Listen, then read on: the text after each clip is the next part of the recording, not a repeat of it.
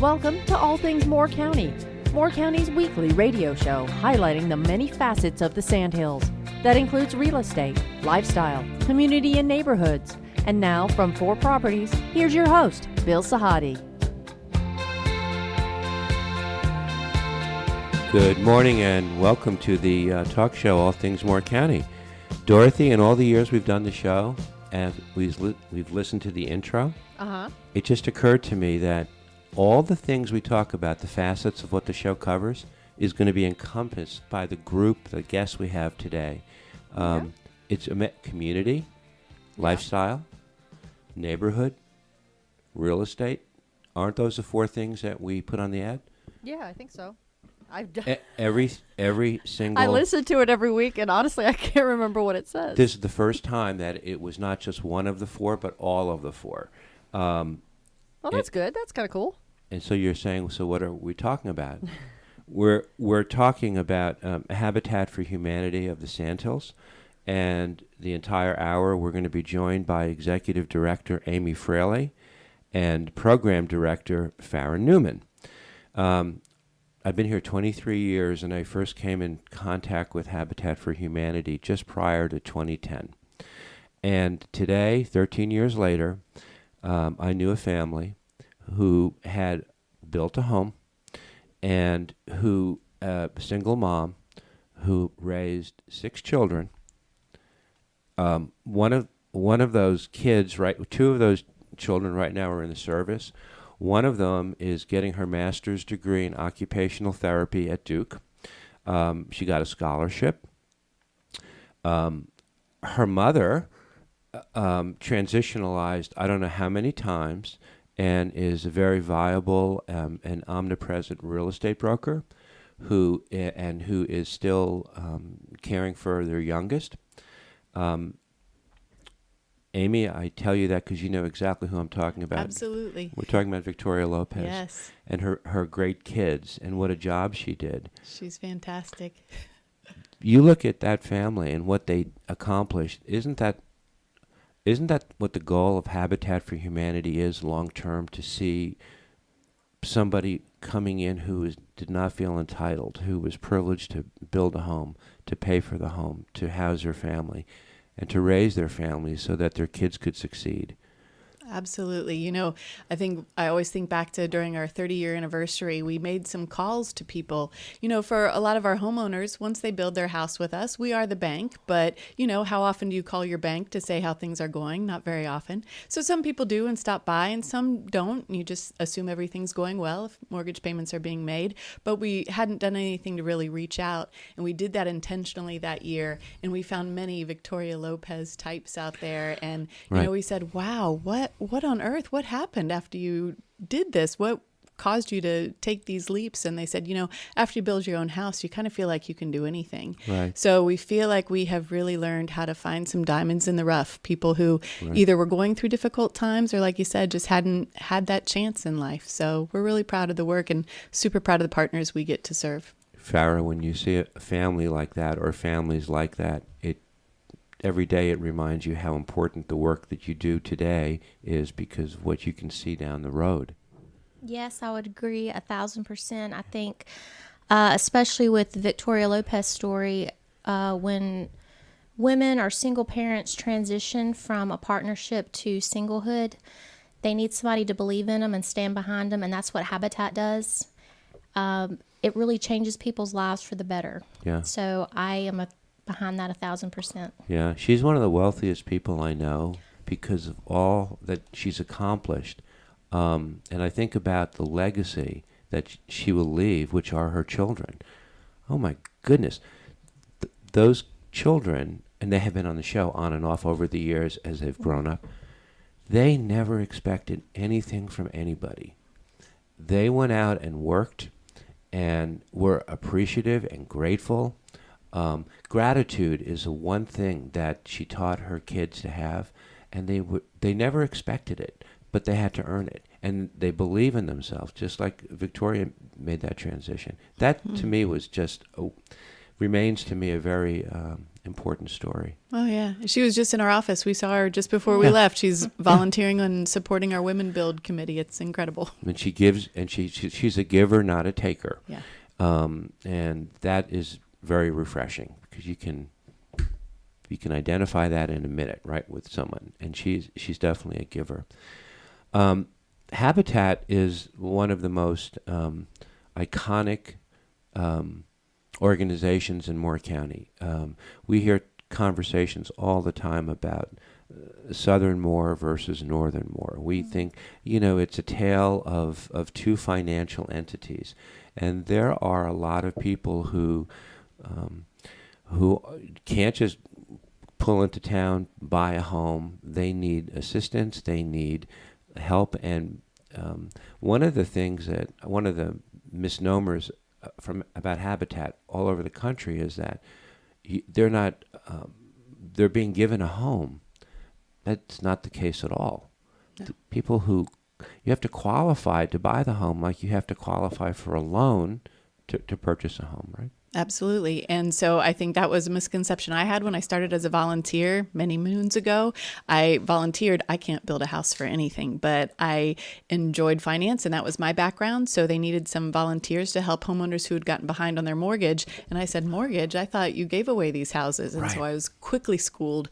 And so I really fell in love with that part of our model, just how the financing of everything works, and then fell in love with the families after that. So, but that is near and dear to my heart. Everybody's a partner in the Habitat program. Our homeowners not only have to qualify, so they meet financial criteria, they have to earn between 30 and 80% of our county's median income, which is an expansion. We used to serve 30 to 60% of county's median income, but last year we could see such a growing need for affordable housing for kind of that middle demographic that we expanded it to the max that we can do as a Habitat affiliate, which is 80%.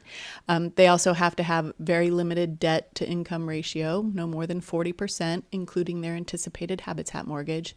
And if all of that goes well and they have a home visit and it's determined that they have a need for more affordable housing and they make it on our list, then at the end of their 300 hours of sweat equity that they invest out on the build site, swinging a hammer with our volunteers, they purchase their home with a guaranteed affordable mortgage. So for us, that means we don't want that mortgage payment to be more than 30% of their monthly income. That's our promise to them, even during these times of escalating appraisal prices, which means it's difficult for us because we ensure that they can pay all of their escrow first. So these higher valuations also mean higher property tax estimations and higher insurance rates. So that's less and less that we're able to recoup for principal. Yeah, one of the questions I wanted to ask you today was, in this higher interest rate environment and in this this market that's appreciating so strongly, what's the dynamic about the demand for your homes? How has that changed from 5 years ago? Oh, yeah. I'm very interested to see what will happen August 24th. That's our annual application session for this year. But last year was also pretty hot and heavy. We ended up with about 200 people who came to our session. 92 of those presented full applications with copies of everything. And from that group, we were able to select 16 families. So it's incredibly competitive. And we would love to be able to build for everybody who meets our parameters. 8%. Mm-hmm. So it's tough. So if you meet a Habitat homeowner, they had to get through a lot to get through the acceptance of the program. And then it's a good 18 months of hard work to get to the point to buy your house. The phrase that you use, or that you have used in the past, is that they're looking for a hand up, not a hand out. Yeah. Right? And that still is true today, isn't it? Oh, yeah. I always think of us as being like on this life raft, and we sort of lean that hand out and grab somebody and we pull them onto the life raft, and immediately they turn around and they're helping the next person along because they literally pay it forward with their mortgage payment. And they have gratitude. Absolutely. Right? They don't lose that because they're so proud of, because home ownership is such an important part of sometimes our self-esteem, our psyche.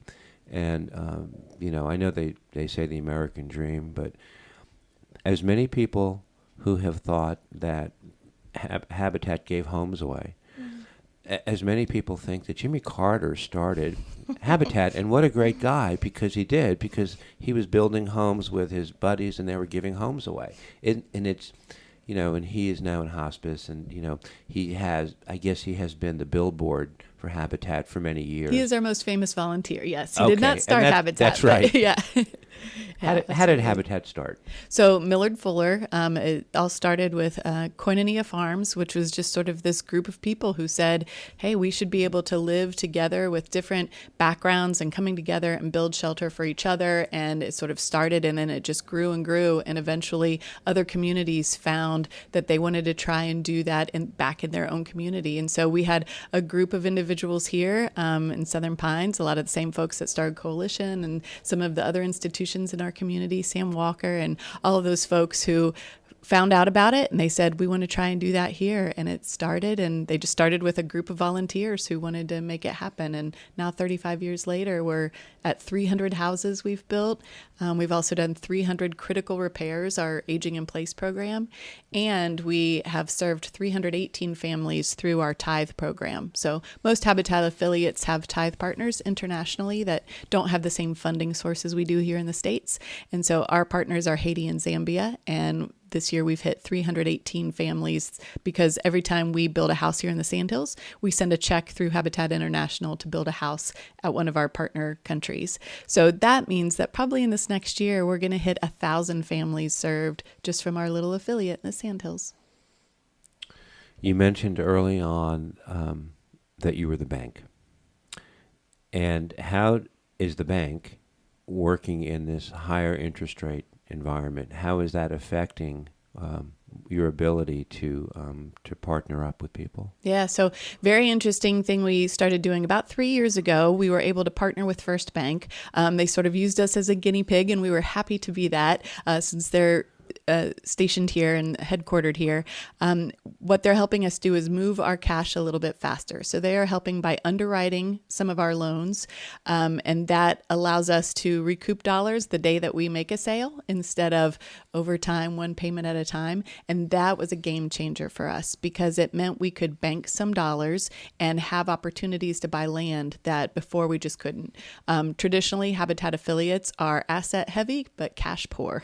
So you've got this big mortgage portfolio, but you often weren't able to leverage that very well because we're sort of a unique, our mortgage packages are very unique. And so people were sort of stuck, and you just felt like you couldn't move forward sometimes by making purchases of land that would help you have the efficiencies that most builders would recognize as necessary. So we would buy a lot here, a lot there. We had some developments, but it was getting really difficult to be able to acquire land in this climate. And so doing that really helped us be able to gather some dollars together to seek opportunities for land development. And for people who may be potential future applicants, the way you finance when you work with them, is it an interest-free mortgage that they're paying? Has that changed at all? So we will be getting with our next group of candidates, we will be going strictly to the guaranteed affordable mortgage. Right now, the people who are in our program now and before, we've been doing a zero interest equivalent mortgage. So although First Bank puts a 2% interest rate on it, we had been absorbing that for everybody. What we're going to do going forward is for our homeowners who can afford a $200,000 house at 2%, that's what they will be sold.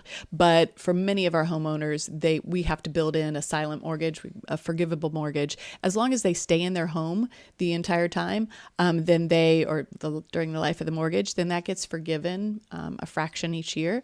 And it only gets triggered for repayment if they sell their home on the open market or if they refinance their home. You mentioned a First Bank. It's not the first time I've heard First Bank mentioned on the show in a tangential way because they are such good community partners. And what they do is, they give back, consistently over the years. And it's amazing how many times I've heard First Bank reference the way you reference them with reverence, right? They've been wonderful partners. Right. Yeah. How did that all come about? We've always had a nice relationship with just sort of our local branches and things. And then we were trying to figure out how to make this mechanism work where we could sort of gather these funds. And we learned that another affiliate was talking to First Bank about selling some of their existing mortgages. And what we were trying to do is do something on a go forward basis. A lot of affiliates are turning to third party lending and figuring out how to sort of accelerate their production through that model. And so we had a few meetings. We did everything on a handshake, and it was just a beautiful partnership. I always say that our first meeting we had, I was with Ellen Harrison, who was our homeowner services coordinator, and we were in this big meeting at the fancy First Bank office, and one of the gentlemen got a call from his mom, and he said, I have to take this, it's my mom. And she said, we're doing this deal, Amy. She said, any man that gets up from a business meeting to answer a phone call from his mom, she said, these are good people. And I agree, they're good people. I think they love this partnership. I think it does good things for them too. But we're trying to serve the same population with this tool, so it's been great. Yeah. Farrah, how long have you been affiliated with Habitat, and how did you get started with them? So I often tell people Habitat found me.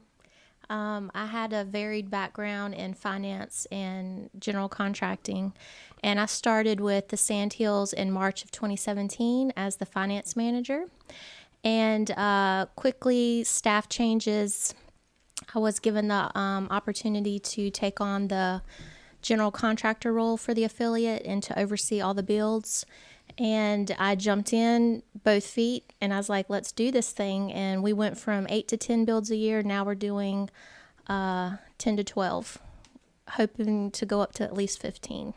She's the unicorn of Habitat because not often do you have somebody that has construction shops and also finance background. She's got it all. So right. It's great. Well, as program director, we're going to come back in the second and third set. We're going to be talking about a bunch of your programs specifically. Yes. We want to talk to potential applicants, to potential volunteers, because you guys don't have the same issue with contractors when you're building homes than some people that I know who want to start a new home and they have to go rent a house for 6 to 8 months and hope it gets finished. But there's a story behind that and a reason why. Our guest for the hour is Habitat for Humanity. This is All Things Moore County. We'll be right back.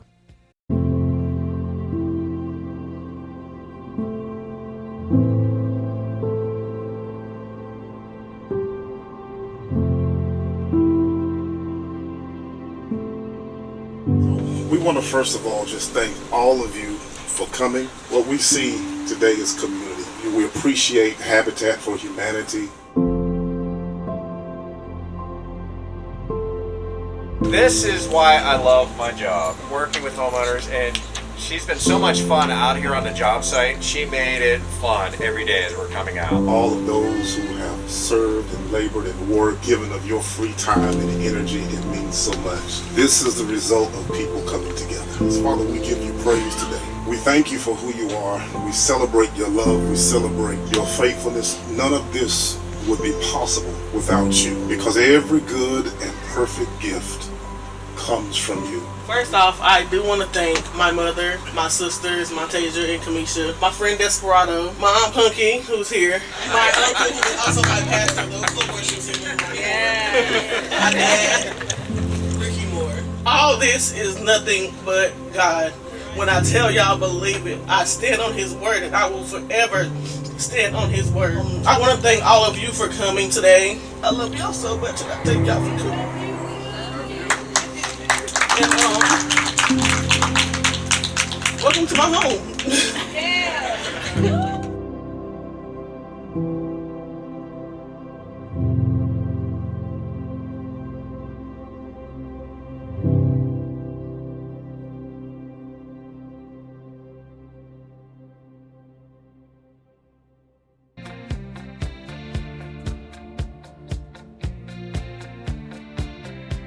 Welcome back to our second set. Our topic is Habitat for Humanity, what Habitat means to Moore County.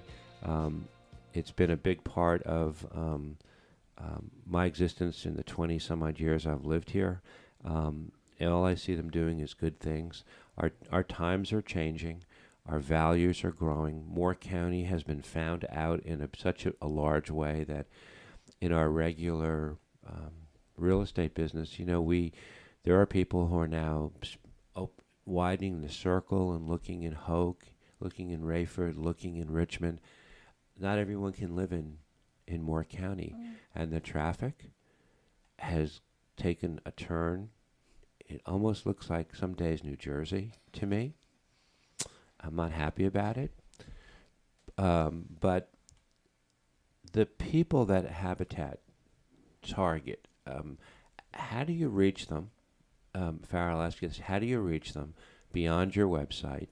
And who are you trying to bring into the circle as an application pool? Well, that is a great question. First of all, I wanted to let you know we serve 3 counties. We serve Moore County, Hoke County, and Richmond County. I would say the greatest results we get, believe it or not, is word of mouth. Yeah. Word of mouth, and just when people get in our program and work it and understand what it means and what it can do to transform your life, you'd be surprised how many people will say, that's what I want to do. That's exactly what I need to do. I need somebody to believe in me and to take a bet on me and get me going in the right direction. So for us, we are willing to do that because our motto is a hand up, not a hand out. And then also we do a simple, decent, affordable model. So we do what most real estate people would know as entry level or beginner houses. So, it's typically 11 to 1,300 square foot. It's 3 to 4 bedrooms, 2 bathrooms. It's just simple, decent, affordable, no custom upgrades. Right. You're getting a pretty sound house with a roof. We build to green energy standards, so all of our homes come with a HERS rating for high energy efficiency ratings. So I'm pretty proud of that, the product that we produce. Tell me about your building crews, because you can probably blow all of us away on our end. I would define your ability to build a home as highly efficient. Yes. And highly cost effective.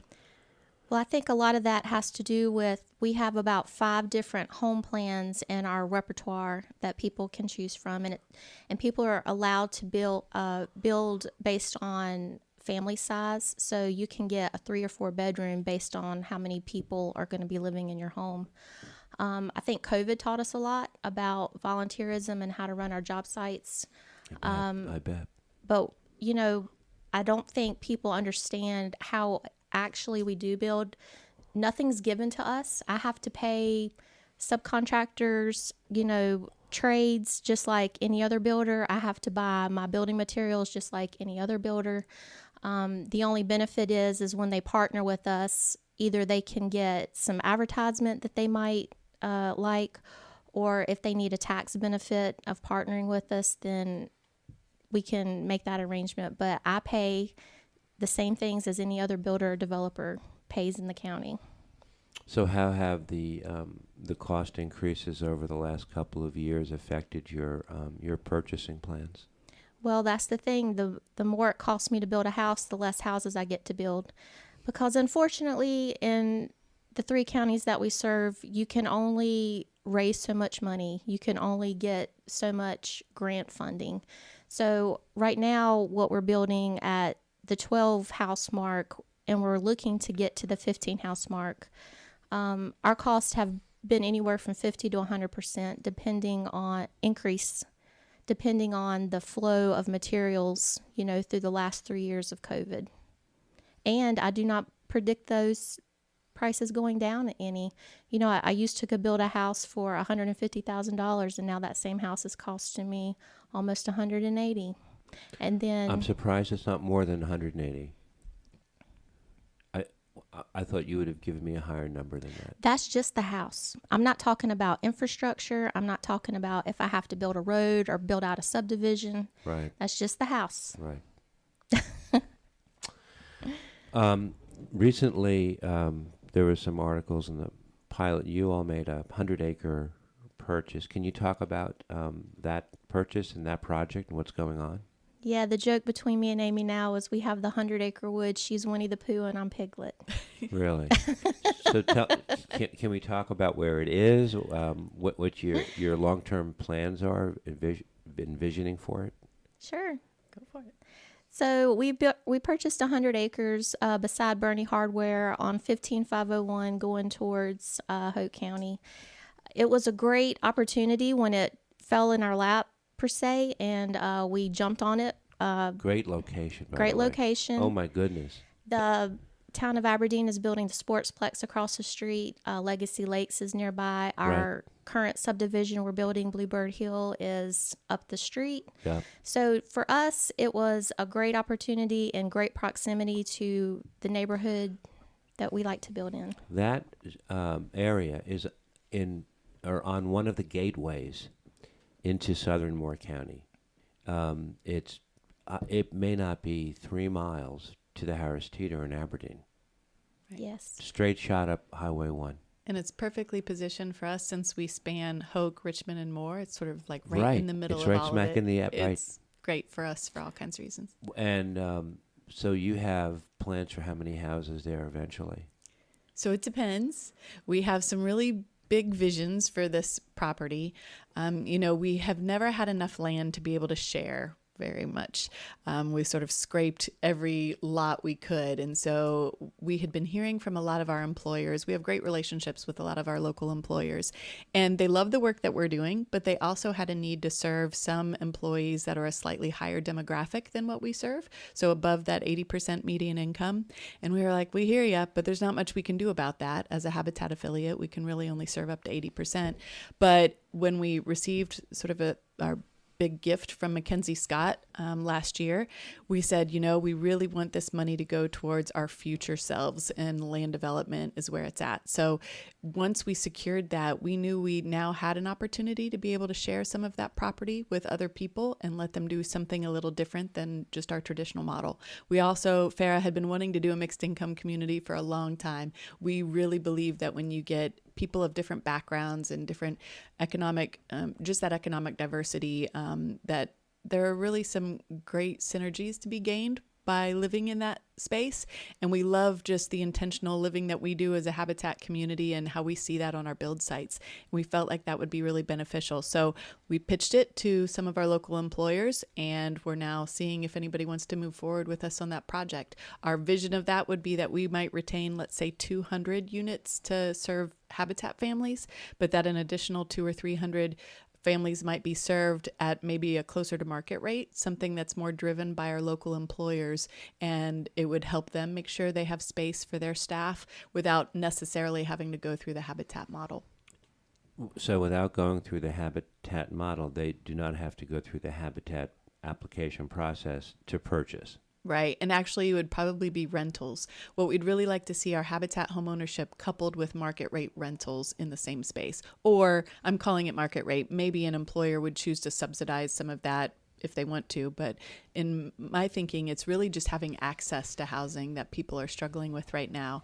And we just really feel strongly that people should be able to live and work in the same community. So That's what we're trying for. Do you see a demographic shift in the type of people that you're attracting today as opposed to 5 or 10 years ago? Is the model family? I mean, you can't just say that the family is.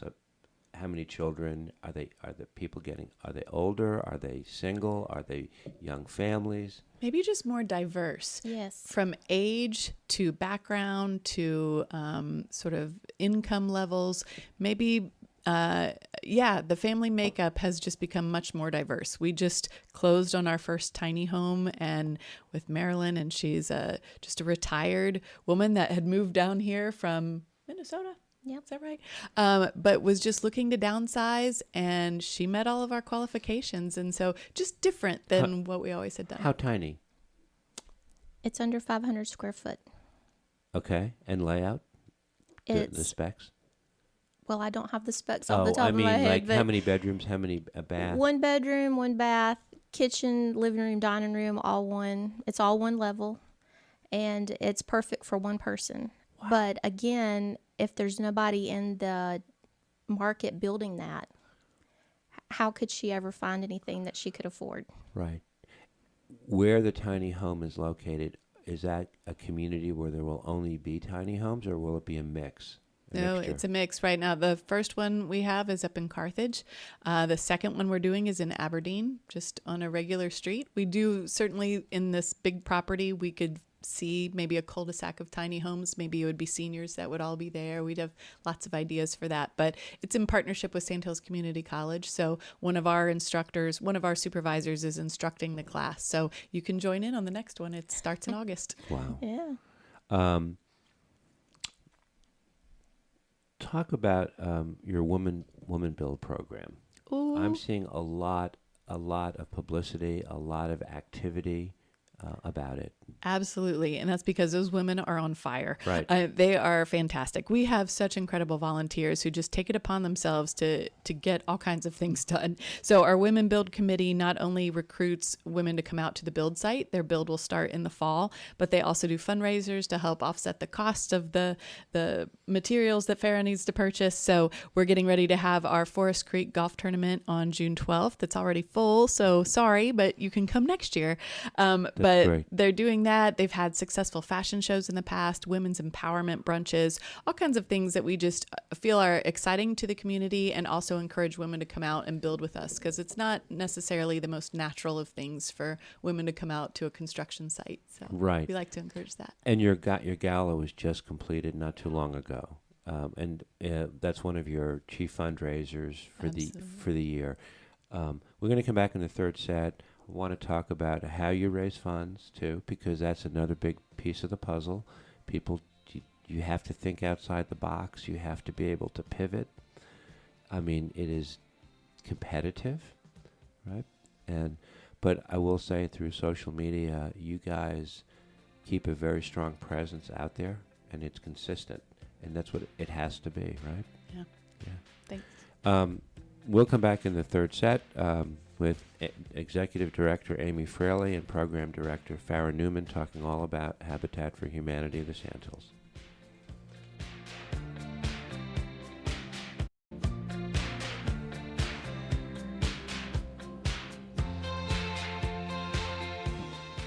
Welcome back to our final set of All Things Moore County. It's my pleasure to speak with Amie Farrah and Farrah Newman. They have made a difference in our community. We always talk about Moore County as a great place to live and a very giving community.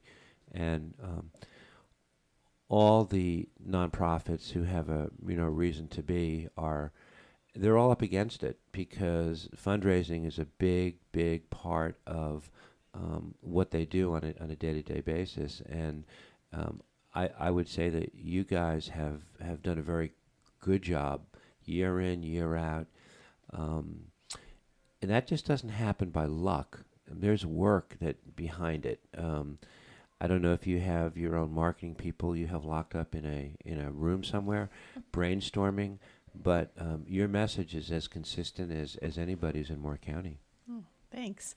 Yeah. I think, yes, shout out to Stacy Leaback, will probably be listening, because she is our locked up marketing and fundraising person. Okay. And she's fantastic. We are very blessed with an incredible team. And I think that's the number one advantage that we have, is a very small staff team that is so dedicated and so cares about each other. I'm blown away, especially during COVID time, when there were a lot of just societal things that were going on, a lot of challenges everywhere. It was a beautiful place to get to show up every day with a group who truly cares about each other and cares about the mission.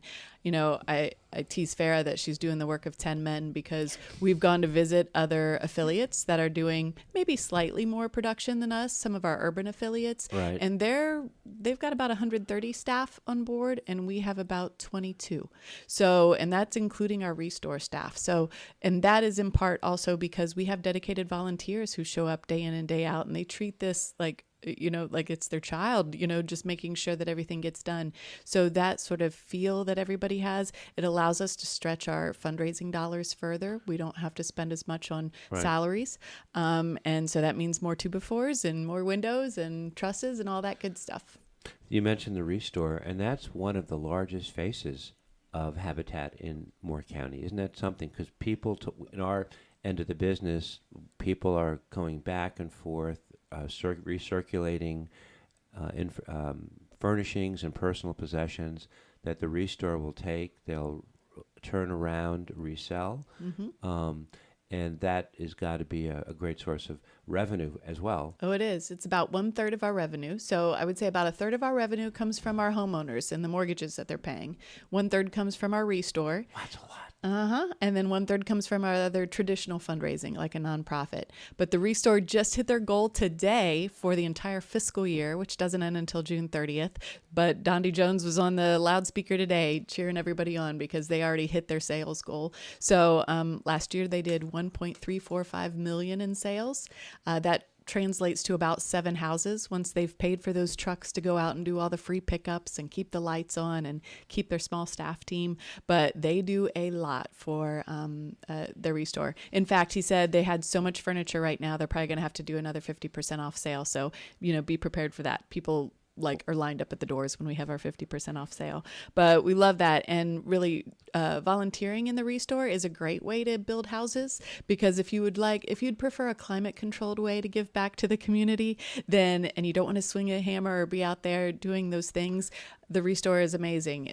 We probably have about 50, we call them hardcore volunteers, people who volunteer 50 hours or more with us during the year. So every day you come in and it's got its own culture and great people back there. I did a few interviews this morning with volunteers for our newsletter, and just everybody just says it's a great feeling of camaraderie, and it's an environment that just makes you happy. It's great. You've also created another social network in Moore County. Mm-hmm. Oh yeah. Honestly, there's so many. That's another one for sure. And the volunteers, people who are here from other parts of the country who have made Moore County home, they make connections and they share common visions, and it's all under the umbrella of Habitat. I mean, I think it's terrific. Some of the programs that you want to talk about, I know, is the Aging in Place program. Yeah. And tell me about that. So that's a little newer to us. We started it really about 9 years ago or so, but it really was slow to get started. And it's aging in place. So these are not Habitat homeowners, but people who live in our community, many of whom have grown up in a house or have lived in their home for a long time. They own it. That's one of the requirements, but they have a roof that's failing, or they need their windows replaced. There's something about their house that's making it not safe for them or not affordable from an energy standpoint.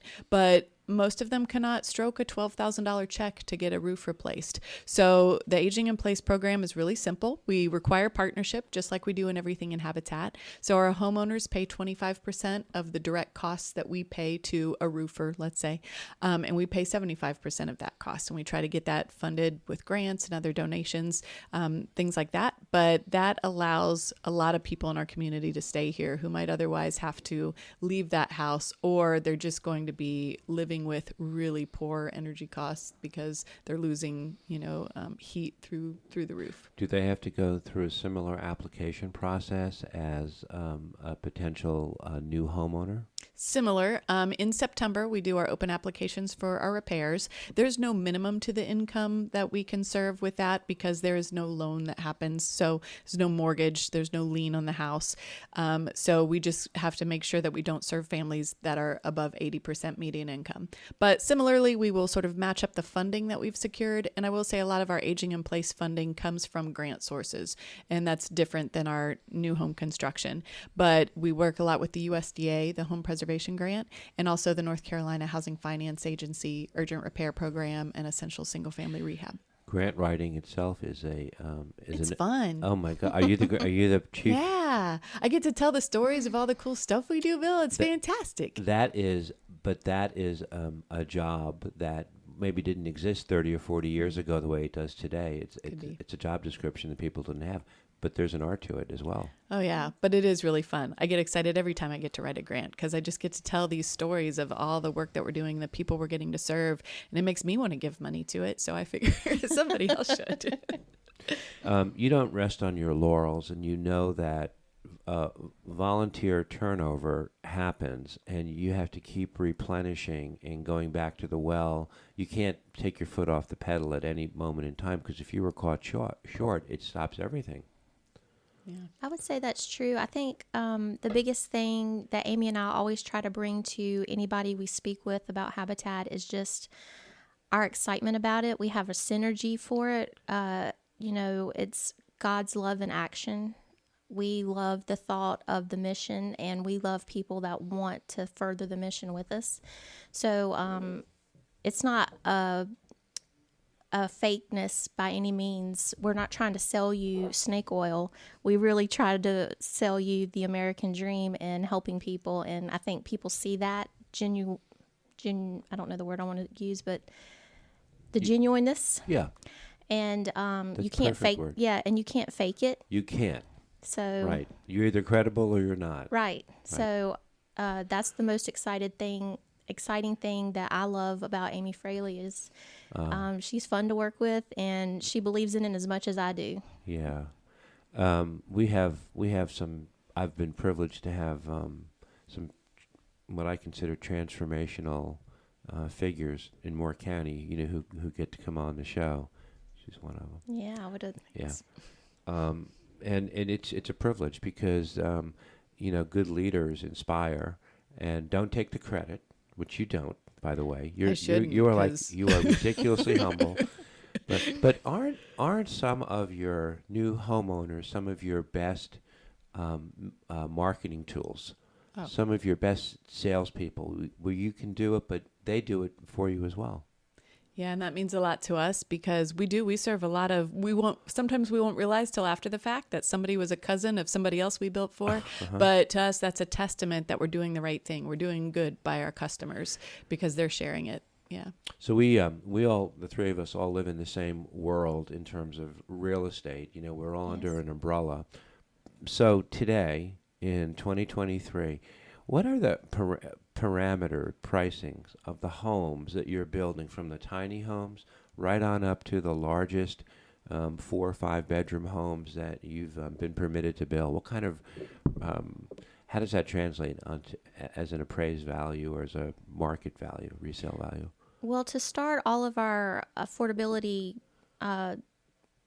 figures, everything starts with a fair market value appraisal. So our tiny home, which is 499 square foot, just under 500, came in at $104,000. And then the biggest home that we built was a 4-bedroom, and it came in at $272,000. And though I make a great salary, I am a single person, and I couldn't afford that. I couldn't afford the $272 by myself. So that is where we start the affordability calculations. And I guess what I'm trying to say is the market is outpricing people. Right. And people are having to move out. Right. And so that is getting transferred into transportation costs to get here. So it just starts, one problem starts a bigger problem. And I think for me, my goal is to make sure that if you want to live in Moore County, there should be a place here for you to live. I agree with you, and I agree with your heart and your sentiment. And I see the reality every day, and it's not as pretty as it was. And we want Moore County to be completely inclusive. Open their arms to the world. There are people that have got to make some decisions, either about jobs or about where they're going to live and whether they're going to make the move here right now. People are spending an inordinate amount of their disposable dollars on housing. Yes. I think more than ever. It's close to 50% now. It used to be 25% was the bellwether, right? Yeah. Now it's almost doubled. Yes. What are your biggest challenges for Habitat in the next 5 years? That's a good one. I think continued funding. We have some big dreams. I think we have some strong, great ideas on how our community can come together to solve some of this workforce housing issue. But we know it's a weird idea. It's unique. And so we just invite anybody who's a little curious about it and wants to hear more. And we've asked our employers that we invited to hear about the big property. They have until June 30th to let us know if they kind of want to take next steps with us, because we don't want to let this hang out for years, just hemming and hawing over how we want to do it. We want to move forward fairly quickly, but rationally, because we want to make sure we make good decisions too. But that's what we're hoping, is that we'll have enough employers who gather together and we figure out some interesting models on how we can build out this community in a way that'll really address some of the concerns we've got with workforce housing. For people listening, wouldn't it be a good idea if they have questions or further interest, either as applicants or volunteers, to start at your website? Absolutely. At our website, you can find out how to be a homeowner in progress. You can find out how to volunteer. You can find out about all of our fundraising opportunities if you want to join. And, there's also a thing in there about our staff and leadership. So come on to sandhillshabitat.org and find out all about us. Right, sandhillshabitat.org. Guys, it was great to have you come in and catch up. Your Forest Creek Golf Tournament should be a smashing success. Hope so. And however you procured the course, good for you. Our women build committee is amazing. She's not telling me. They just wouldn't take no for an answer, right? Right.